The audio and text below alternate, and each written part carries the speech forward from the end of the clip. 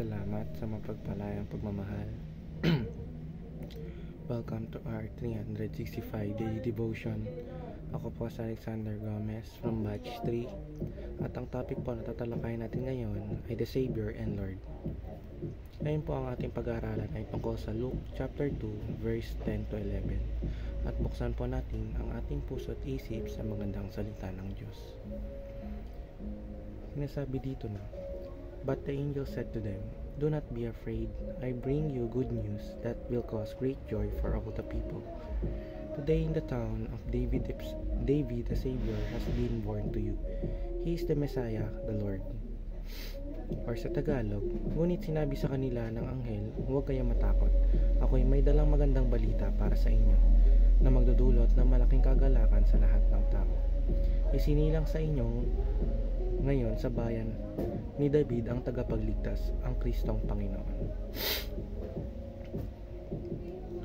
Teaching number 1, Jesus is the good news. Si Jesus ang mabuting mabalita.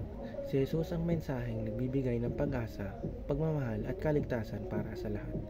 Siya ang tugon sa nagpaghahangad ng tao ng tunay na kapayapaan at kaligtasan mula sa kasalanan.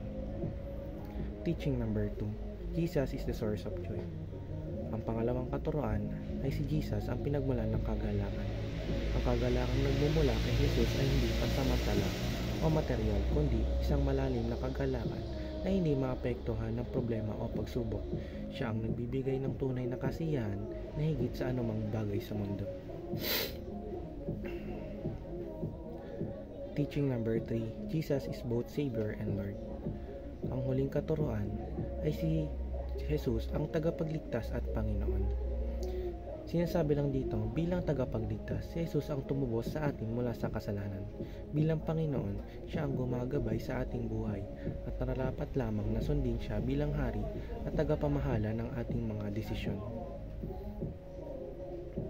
Application number 1, rejoice for the things God has done for us. Maggalak para sa mga ginawa ng Diyos para sa atin.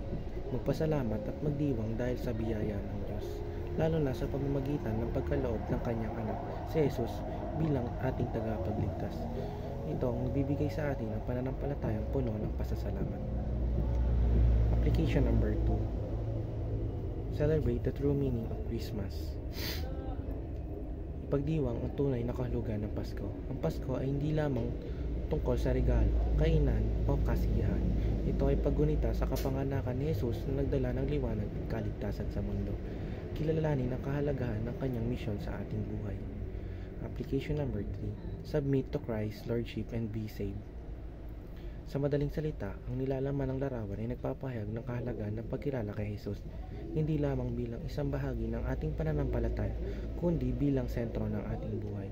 Ang mga turo at aplikasyon ay Ang mga teaching at application ay nagpapaalala sa atin na ang Pasko ay isang pagkakataon upang maggalak, magpasalamat at manalig ng lubusan kay Kristo.